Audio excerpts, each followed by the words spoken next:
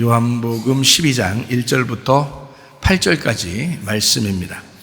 유월절 엿새 전에 예수께서 베다니에 이르시니 이곳은 예수께서 죽은 자 가운데서 살리신 나사로가 있는 곳이라. 거기서 예수를 위하여 잔치할새 마르다는 일을 하고 나사로는 예수와 함께 앉은 자 중에 있더라. 마리아는 지극히 비싼 향유 곧 순전한 나드 한 근을 가져다가 예수의 발에 붓고 자기 머리털로 그의 발을 닦으니 향유 냄새가 집에 가득하더라. 제자 중 하나로서 예수를 잡아줄 가룟 유다가 말하되 이 향유를 어찌하여 300데나리온에 팔아 가난한 자들에게 주지 아니하였느냐 하니, 이렇게 말함은 가난한 자들을 생각함이 아니요 그는 도둑이라 돈꾀를 맞고 거기 넣는 것을 훔쳐감이더라. 예수께서 이르시되 그를 가만두어 나의 장리할 날을 위하여 그것을 간직하게 하라. 가난한 자들은 항상 너희와 함께 있거니와 나는 항상 있지 아니하리라 하시니라.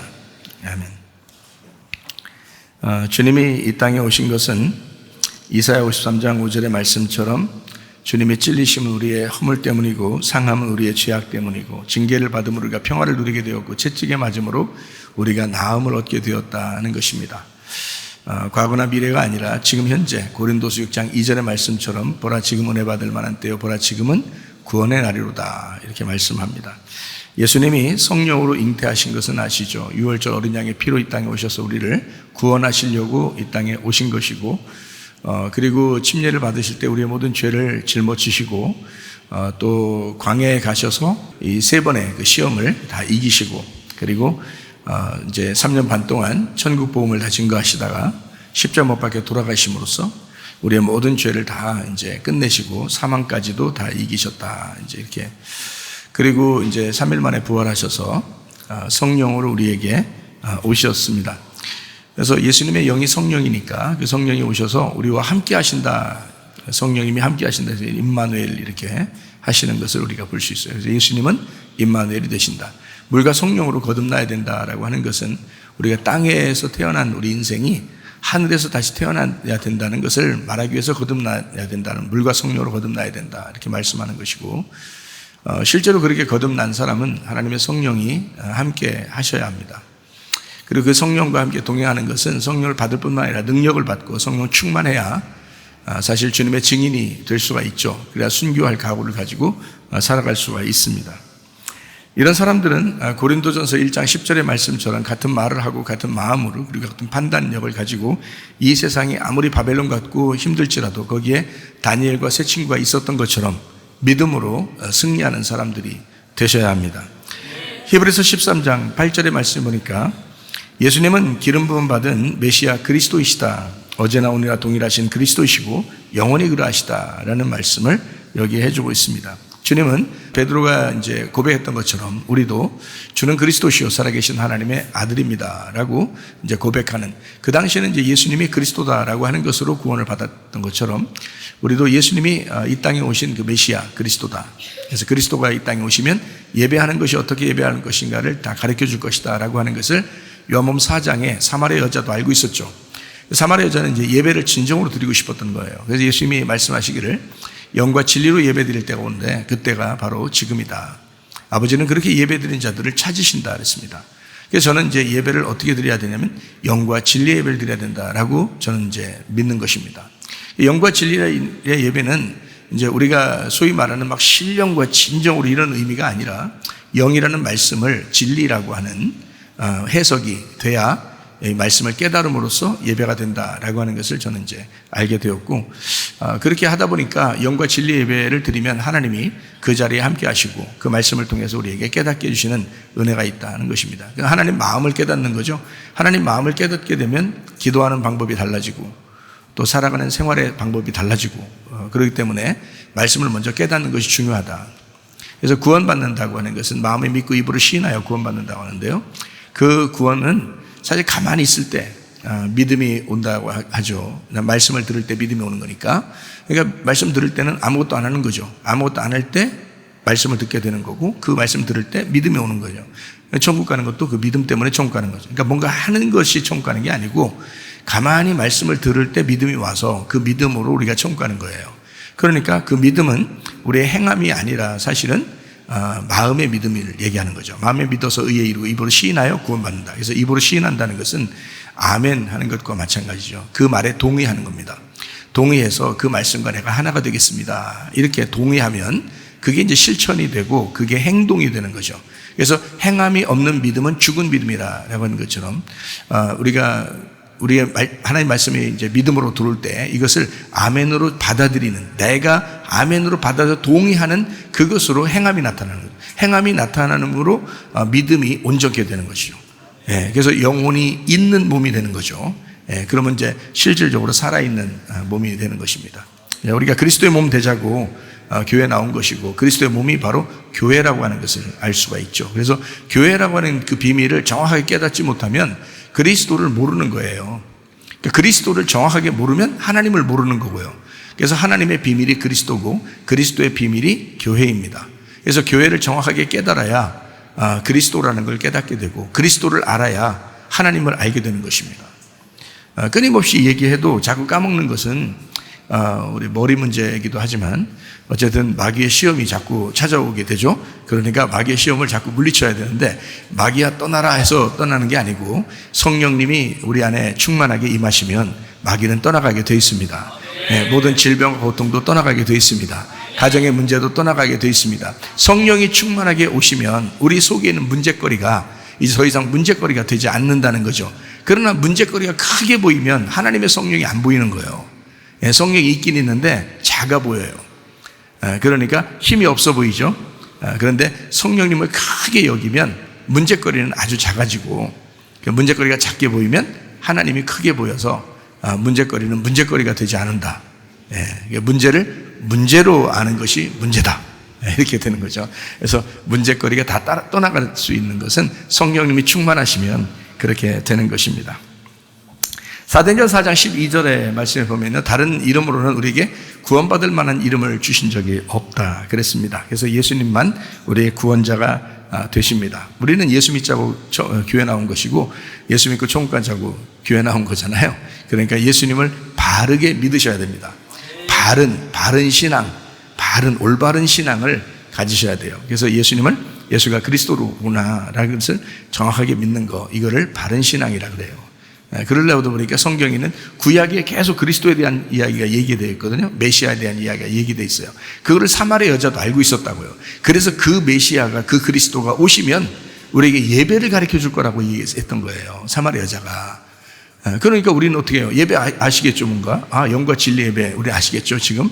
그러면 구약에 있는 그 그리스도, 그 말씀도 신약에 있는 예수 그리스도다라고 하는 것을 이제 알 수가 있죠. 그걸 통해서 예수님을 통해서 우리가 구원을 받으니까 그 예수님이 우리의 구원자가 되신다. 그래서 우리는 생명이라는 예수님을 선택해야 된다는 겁니다. 신명기 30장 19, 20절의 말씀에 보니까 너희가 살기 위해서 생명을 택해야 된다 이렇게 말씀했습니까? 그러니까 우리가 생명이라고 하는 예수님, 생명을 택하라니까, 살기 위해서 생명을 택하라니까 뭔 생명을 택하겠어요? 산소호흡기를 꽂고 다니겠어요? 어떻게 하겠어요?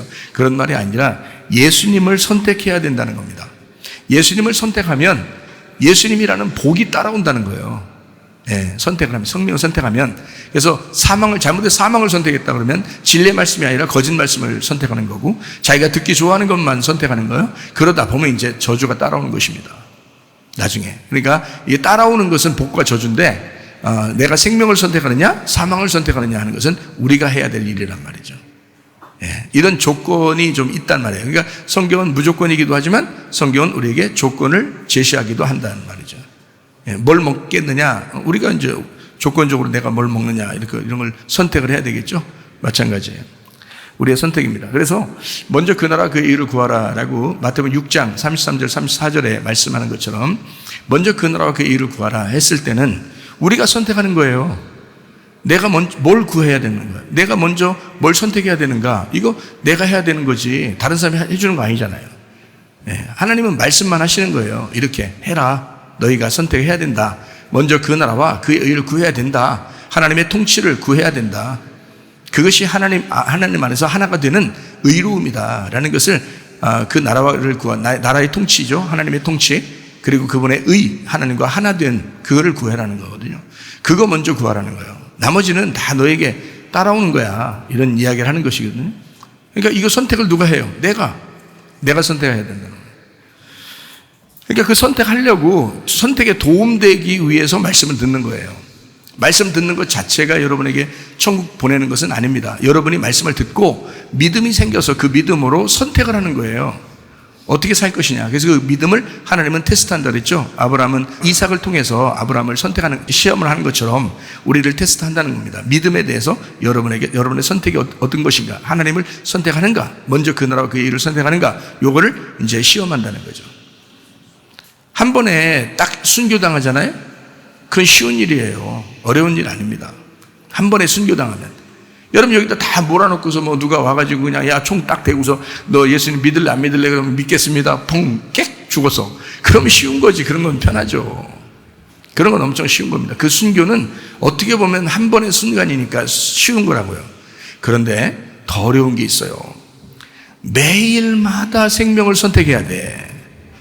매일마다 그 시험을 이겨야 돼. 매일마다 이걸 오늘 하루를 어떻게 믿음으로 이겨야지. 이런 시험이 왔을 때 나는 믿음으로 어떻게 이겨야지. 이게 순교야. 이게 얼마나 힘든 순교인지. 이게 한 방에 탁 죽는 게 아니야 이건. 그래서 딱 이건 다 영원히 끝났으면 좋은데 매일마다 아침에도 시험 오죠, 저녁에도 시험 오죠, 그 다음날도 시험 오죠. 매일 시험이 오는데 그거를 넘기려고 이기려고 하려고 하다 보면 우리 힘으로는 안 되는 걸 알 수 있어요. 그래서 자꾸 앞에 계신 주님을 바라보는 거예요. 우리 안에 계신 성령님을 자꾸 바라보는 거예요. 아, 내 힘으로 안 되는구나. 하나님의 성령에 의하여 이겨야 되겠구나 해서 주님을 붙드는 거예요. 그러려고 그 중에 하나 도움이 이 예배드리는 거예요. 그 도움이 여러분의 생활 가운데 말씀으로 여러분을 붙잡아 주니까 그 말씀으로 붙잡아 줘. 그 시험을 이기고 믿음으로 승리하고 이렇게 하게 하려고 붙잡아 주려고 말씀이 필요한 거예요. 여러분에게 다 각자 예배드리는 거죠. 영과 진리에 각자 예배드리고 각자 주님을 만나는 거거든요. 다 각자 경험하고 다 하는 건데 말씀이 도움을 준다고. 여러분에게 그 믿음을 세워서 그것으로 이제 견뎌내도록 무장하게 하고 전신갑주 있게 하고 빛의 갑옷을 입게 하고 그래서 이겨낼 수 있도록 힘을 주는 거라고요. 그 예배를 통해서 말씀을 증거함으로써 그 말씀을 사모해야 되는 이유가 바로 거기에 있습니다. 그래서 우리는 먼저 그 나라와 그 일을 구하라. 하나님을 먼저 바라보자. 하나님을 자꾸 바라보자. 남편 바라보자? 아니, 남편 뭐 해주면 남편이 뭐 해줄 건데. 자녀를 바라보자? 자녀가 뭐 해줄 건데. 내 지식, 내가 아는 걸 바라보자? 얼마나 아는데. 책 몇 권 읽었는데. 뭐 별거 알지도 못하면서. 돈을 바라보자? 그게 뭘 얼마나 해주는데. 이 세상에 있는 것들은 우리를 완전하게 인도할 수가 없어요. 예수 그리스도를 바라보셔야 합니다. 하늘을 바라보세요. 그래서 거듭나라 그러는 거야. 하늘로서 다시 태어나야 된다. 너희가 땅에서 태어난 것으로 만족할 수 없다. 그거로는 너 살아봐야, 인생 살아봐야, 살아봐도 후회스러운 거다. 그게. 그렇지만 하나님 바라보면 만족스러운 거다. 제가 어떤 목사님 만났다 했잖아요. 어떤 목사님 만났더니 한 교인이 한 1000명 된다 그랬잖아요. 그 목사님이 또 다른 목사님들 만난 얘기를 해주더라고요, 저한테. 자기가 만난 목사님들은 뭐 1000명, 2000명, 10,000명 이렇게 되는 목사님들을 만났다 그래요. 근데 이제 자기가 만난 목사님들이 이제는 거의 다 나이가 많이 먹어서 은퇴할 때가 됐네요. 은퇴하면 이제 원로 목사님 되잖아요. 근데 그 목사님들이 하나같이 하는 말이, 자기한테 하는 말이, 자기들이 뭘 했는지 모르겠다. 남는 게 하나도 없다. 그런 얘기를 하시더라요. 이 목사님이 와서 얘기한 거예요, 저한테. 뭐, 저는 이제 그 다음 다른 목사님들을 만난 게 아니라 이 목사님한테 들은 거예요. 물론 이제 이 목사, 최 목사, 박 목사도 될 수 있죠. 근데 이 목사님을 만났는데 그 목사님이 그러더라고요. 그 다른 목사님들이 자기한테 하는 얘기가 정말 뭐 했는지 모르겠다. 그냥 어떻게 하다 보니까 사람이 많아지고 어떻게 하다 보니까 자기 여기까지 왔다는 거예요. 근데 정작 자기가 남는 게 없어서 자기가 어떻게 해야 될지를 모르겠다고 그러더래요. 지금 나이는 다 먹었고 이제 은퇴도 했고 후회스럽다고 막 그러더랍니다. 그래서 이 목사님이 저한테 와가지고 진짜 자기도 혹시 그렇게 될까봐 겁이 난다 그런 거예요.